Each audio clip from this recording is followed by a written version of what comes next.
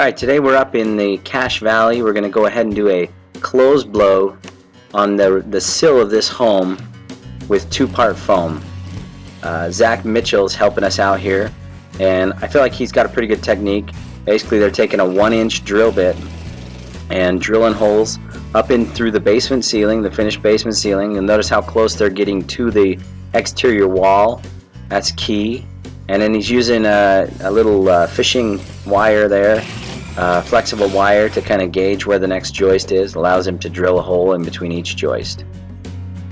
If you watch the way he is drilling the holes, you'll notice he's drilling the holes on a nice tight angle.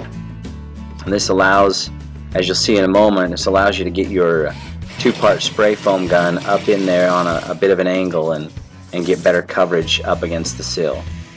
So you'll notice the technique. He just fans back and forth, kind of up toward the top, and then works his way down toward the bottom a little bit.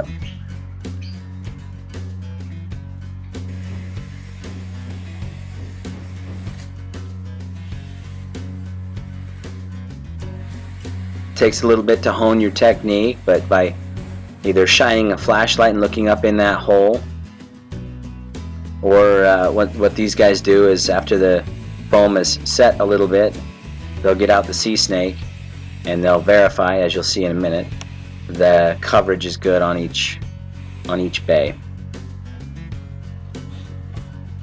Allows them to just quickly take a peek at how well they're doing. You can kind of do this as you're learning the technique, and you'll want to do that to verify as you're doing each job. And then you just take a 1-inch styrofoam plug and plug each hole. If you'll countersink the plug just a little bit, and since you put it on an angle, you're not going to get a nice tight seal with the plug. But if you'll countersink it a little bit, then the next step is to take a little bit of spackle or this paint and patch and a little bit of skill. You can quickly patch up each hole, dab it a little bit and give it some texture, and you got a nice, clean, finished up job. So just a quick review, we did a 2-part sill drill and fill on this home. We were only able to hit 40 feet of the sill, just in this upper part of the split level, but it gave us an SIR of 1.6 at a cost of $127, so a little bit of material, a couple hours labor.